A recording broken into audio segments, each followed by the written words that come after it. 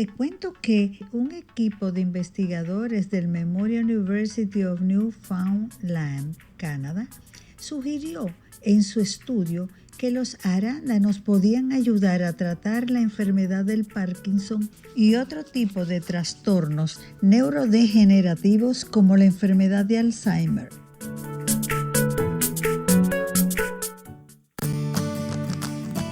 Farmacias Carol presenta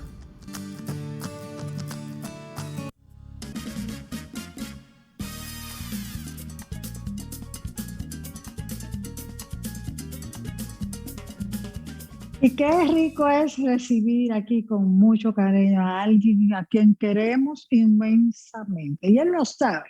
El doctor José Silier Ruiz, neurólogo, siempre viene a aclararnos muchas dudas sobre lo que nuestro cerebro, pues, esos comandos, como que a veces, doctor, como que se extravían o se ponen enfermitos, pero qué bueno que usted está para que nos aclare y ver mantenerlo en condición. Hoy vamos a hablar de los infartos cerebrales.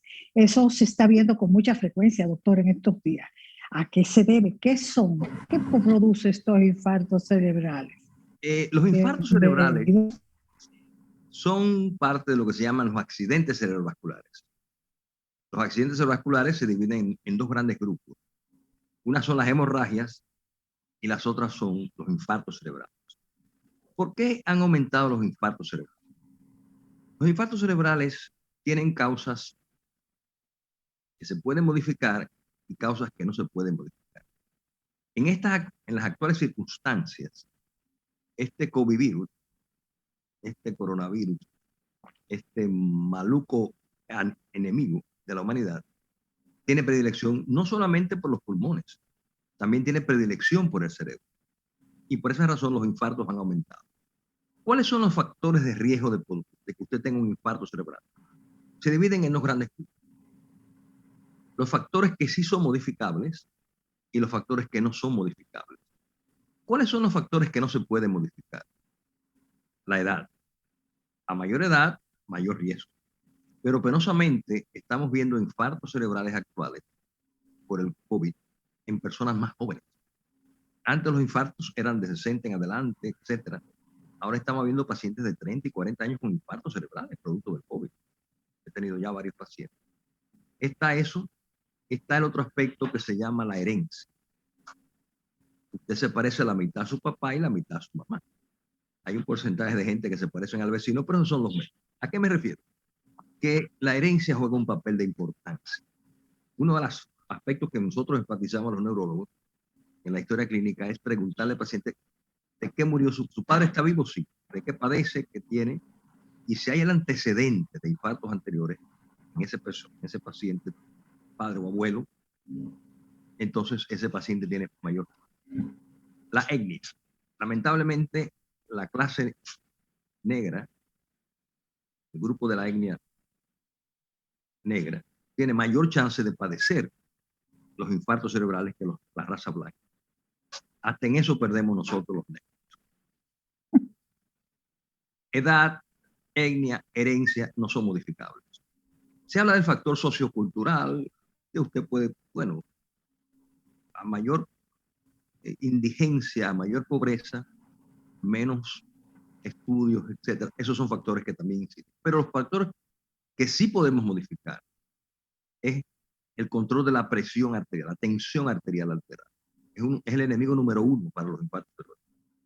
Sigue la diabetes. Están las grasas en sangre. Esas grasas en sangre, hay gente que no tiene sangre en las venas, como dice Lino Borges, sino lo que tienen es aceite de carro quemado. ¿Qué quiero decir con esto? Que tienen unos niveles tan altos de colesterol y grasas en sangre, que, óigame, son propensos a infartos no solamente cardíacos, sino también cerebrales. La homocisteína aumentada. El estrés ya se considera un factor de riesgo mayor para producir los infartos cerebrales. Es decir, que esos factores que usted lo puede modificar, la vida sedentaria, las personas que no caminan, que no hacen ejercicios, ¿verdad? El alcohol en exceso, el tabaco. El tabaco, el cigarrillo es uno de los enemigos principales del cerebro. Primero produce los infartos. ¿Y qué pasa con los infartos? Los infartos pueden ser grandes, infartos grandes ya, áreas cerebrales que le impidan a usted pierde la mitad del cuerpo, la hemiplegia, paciente, usted pierde el habla, usted pierde la locomoción, usted pierde la... Esos son los accidentes, los infartos graves. Pero hay un grupo de infartos que son pequeñitos, son microscópicos, son los llamados microinfartos, producto de esos factores de riesgo. ¿Y en qué derivan esos pequeños infartos? No producen la hemiplegia, no producen esos daños evidentes, serios, pero producen la demencia vascular. El paciente que tiene esos infartos repetidos pequeños, esos microinfartos, tiene un 85% más de chance de hacer una demencia. Esa demencia vascular es prima hermana del Alzheimer. No tiene la severidad del Alzheimer, pero es demencia al final. Al final, el paciente pierde condición, pierde los elementos de orientación, pierde el cálculo, pierde la socialización. O sea, se demencia el paciente. Es decir, esos son los daños de los infartos cerebrales y hoy día, en la presencia de este virus, han aumentado esos daños al cerebro.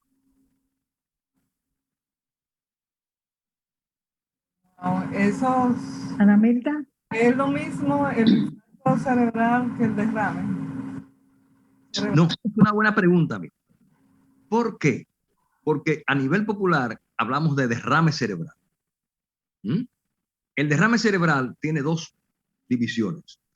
Una es la hemorragia y la otra es el infarto. En la hemorragia hay sangre fuera de un vaso. Esa sangre puede estar dentro del cerebro, donde las pequeñas arterias perforantes se rompen. Es la llamada sangrado intracerebral, intraparenquimatoso. O el sangrado puede estar fuera del cerebro, en el espacio subaracnoide, donde está el líquido cefalorraquídeo, porque se rompe un aneurisma o se rompe una malformación arteriovenosa. Eso es hemorragia. El infarto es por trombo o embolia, que hay un taponamiento de las arterias que van a nutrir el cerebro. Entonces, a los dos los llamamos derrame. O sea, cuando se habla de derrame, es que el vaso se llenó, la copa se rebosó. Ahí. Pero a los dos lo llamamos indistintamente. Es un derrame cerebral.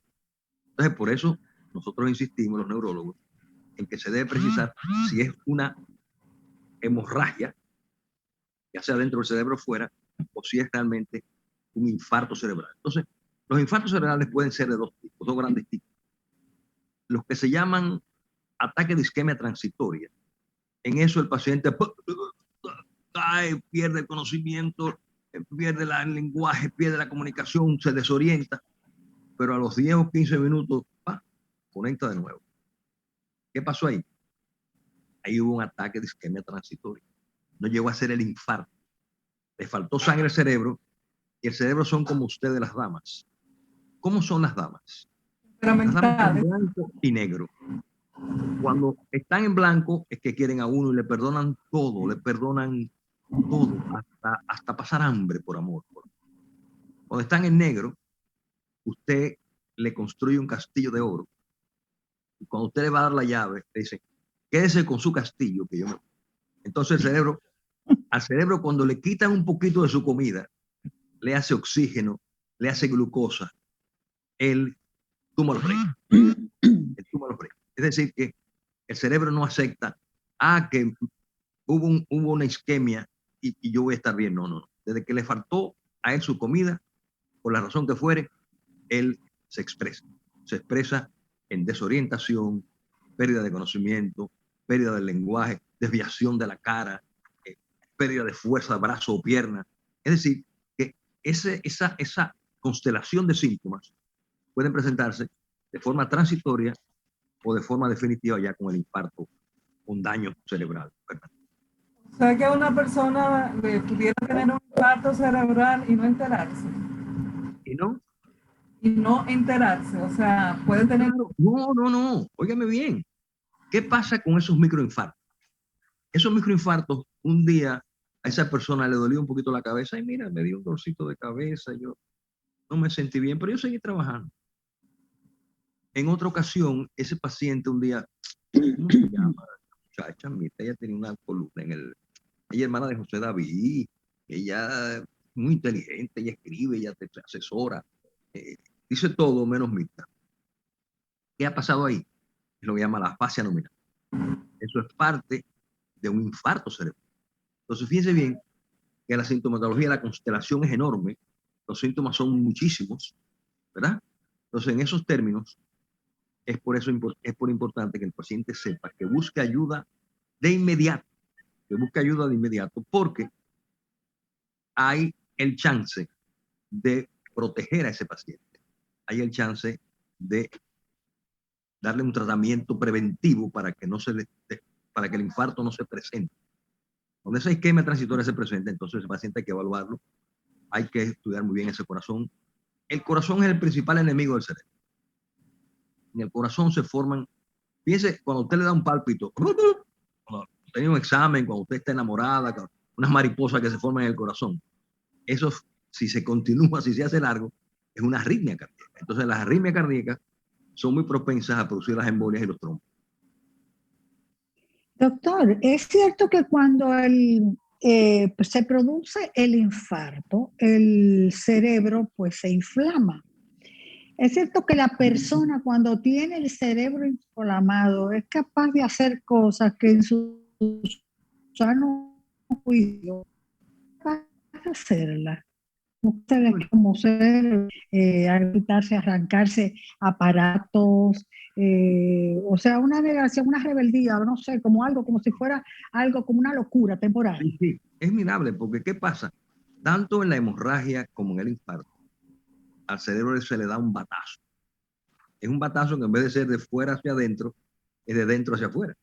O sea, tanto la hemorragia como el infarto, las hemorragias son más graves, tienen mayor mortalidad, causan más muerte las hemorragias que los infartos. Pero en uno y otro, el paciente puede estar desconectado, puede haber pérdida de conocimiento. En esos grandes infartos, el paciente tiene medio cerebro llevado y lógicamente alrededor del área infartada se produce un edema.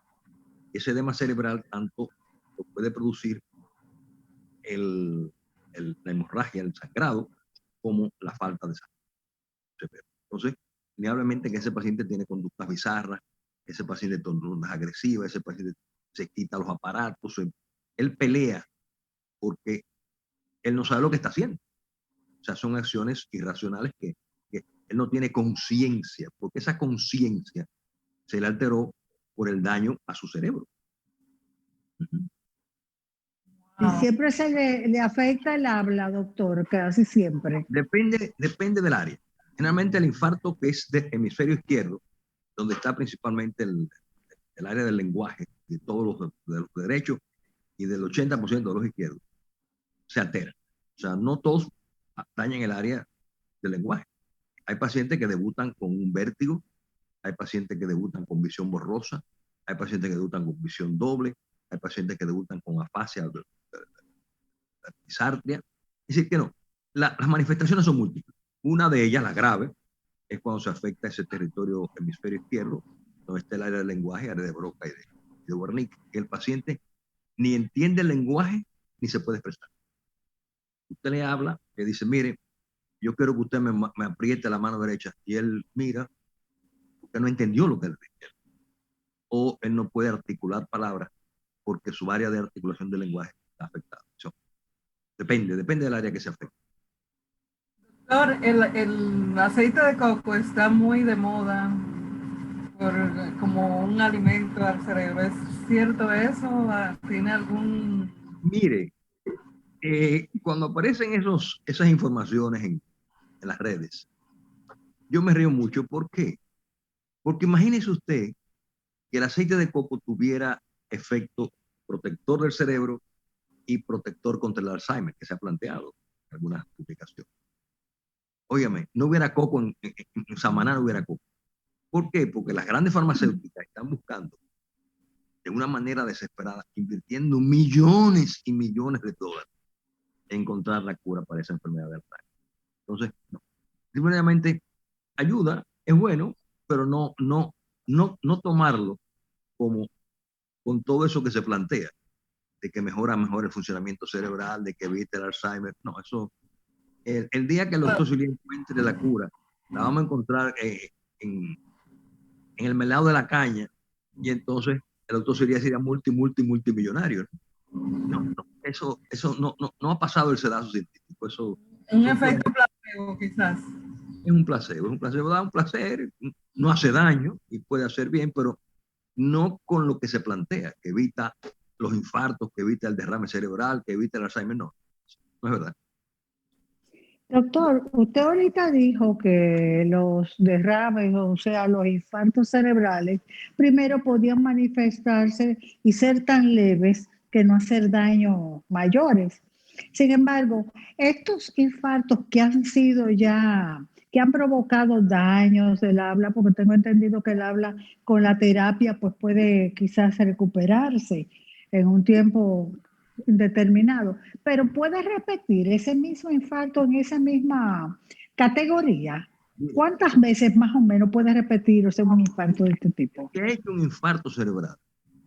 En los próximos 5 años del primer infarto, tiene el chance de que eso se repita un 30 a un 40%. Con el agravante de que la mortalidad en esos primeros 5 años aumenta en un 80% con respecto a un igual de edad que no haya hecho el infarto.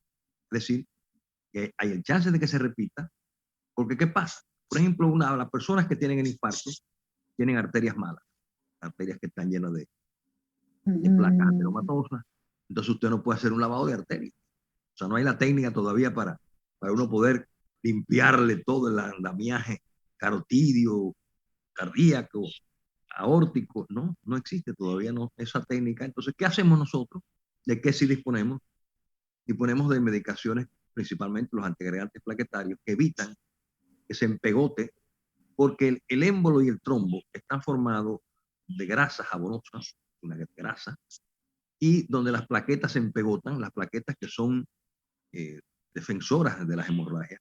Cuando ellos ven que esa placa y se equivocan, entonces ya la empaquetan la placa y ahí se van junto a dañar el cerebro con un infarto.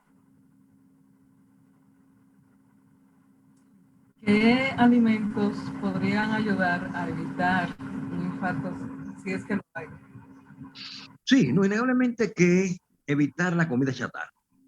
Esa comida chatarra, esas frituras hechas con aceite frito 19 veces, esas comidas ricas en grasas, eso hay que evitarlo. Eso no quiere decir que usted un día se dé un chicharroncito, no. Pero comer chicharrón 3 veces a la semana, no. La dieta mediterránea. Lo que dicen light. Sí, el light, ¿no? El chicharrón no engorda, el que engorda es uno. La dieta mediterránea, que es rica en aceite de oliva, rica en pescado, rica en granos, rica en vegetales, es la que se recomienda. Pero ¿qué pasa? Nosotros de este lado del Atlántico no tenemos esa educación. Pero nosotros un mangú con salami y un aguacate, y penosamente eso es muy rico en grasas. Entonces la dieta nuestra es una dieta que no es buena para el cerebro. Entonces tendremos que aprender mañana que en vez de usar el aceite de palma, el aceite corriente, usemos el aceite de oliva, que le agreguemos el pescado 3 veces a la semana a la dieta, que le agreguemos granos y habichuelas, granos y vegetales, y entonces eso nos ayudará. Esa dieta es la. ¿Y el aguacate? El aguacate tiene grasa buena. El aguacate no es malo. Está demostrado que el aguacate, bueno, de hecho, hay una campaña para incluir el aguacate en la dieta mediterránea. Hay una campaña, ¿verdad? Principalmente en España, para incluir el aguacate, porque el aguacate tiene grasa buena. La grasa omega 3 son buenas. Doctor, ¿qué debe hacer una persona que se encuentre frente a otra que está atravesando por un caso como este de un infarto cerebral? ¿Cuál debe ser el manejo? Porque usted sabe que nosotros somos médicos todos y comenzamos, levantan los pies, levantan la cabeza, acuéstalo, pero no cogen para el médico. ¿Cuál debe ser el accionar de una persona? Lo ideal sería que usted le dé 2 aspirinas y la lleve al hospital. usted le dé sus 2 aspirinas, inmediatamente Sí, siga. Continúe, doctor. Que le dé 2 aspirinas. le dé 2 aspirinas y la lleve al hospital más cercano. ¿Por qué razón? Porque esa persona necesita ser evaluada. ¿Por qué? Porque se necesita determinar si esa persona está haciendo una hemorragia o un infarto. Porque ambas pueden tener las mismas manifestaciones clínicas. Entonces, ¿cómo usted sabe que esa persona tiene una hemorragia o tiene infarto, que sus manejos son diferentes, totalmente diferentes, sin una tomografía? Entonces, tiene que ir a un centro donde, con el agravante en favor de los trombos y las embolias, que si ese paciente llega 1 hora o 2 horas después, o después del infarto, le podemos poner una sustancia que rompe el trombo. Se le inyecta una sustancia de RTH que ese paciente puede romper el émbolo, pero tiene que llegar temprano. O sea, no, yo voy ahorita, cuando llega ya a las 3 horas, 2 horas y largo, ya no tiene sentido, no se puede usar esa medicación. Esa medicación se usa de emergencia. Por esa razón, ese paciente que hace el trombo, hace la embolia, puede recibir ese beneficio, ¿verdad? Pero tiene que ser de manera aguda, en el momento agudo del evento, antes de que ese daño se haga permanente. Una vez hizo permanente el daño, ya no hay más nada que hacer, más que terapia y rehabilitación, etc. O sea, 2 aspirinas cuando ve que está ocurriendo. Eso es para licuar la sangre, para evitar las embolias. ¿Por qué las 2 aspirinas? Porque la aspirina va a actuar en favor si es infarto y no va a hacer mucho daño de inmediato si es hemorragia. O sea, si el evento es hemorrágico, no le va a hacer daño al paciente, pero si es infarto, le va a hacer bien. Pero eso no significa que eso se quede en casa. No. Usted tiene que ir al hospital urgente. Claro. Es una emergencia médica, una urgencia rápida. Mientras más temprano, mayores beneficios recibe el paciente. Y llevarlo a centros que tengan la unidad RTH, que tengan esa sustancia que se pueda inyectar al émbolo para diluir el émbolo. Lo destruye el émbolo, esa sustancia que se inyecta. Pero ya le digo, tiene que ser en 1 hora.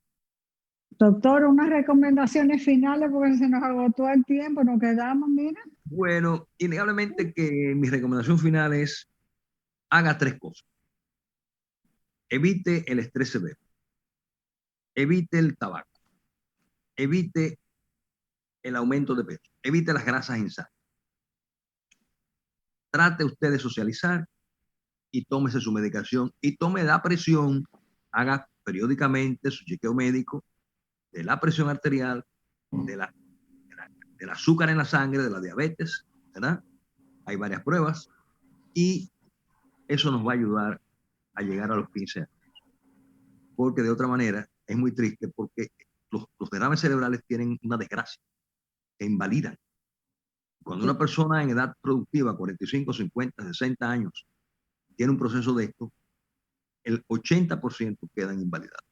Entonces, es una circunstancia dolorosa que, si se puede evitar, es preferible que usted tome su aspirinita, es preferible que usted chequee sus grasas en sangre, se tome su medicamento contra las grasas, para usted llegar a los 15 años. Ese es mi consejo. ¿Número de teléfono de contacto, doctor? Eso es importante porque si están dando tan frecuentes. 809-383-4991.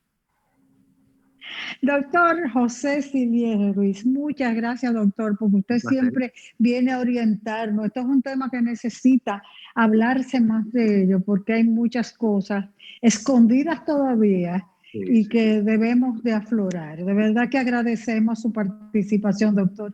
Siempre. Las gracias y un abrazo. Hacía de que no las veía de cerca. Sí, claro que sí, así es, doctor. Esto sea más de cerca.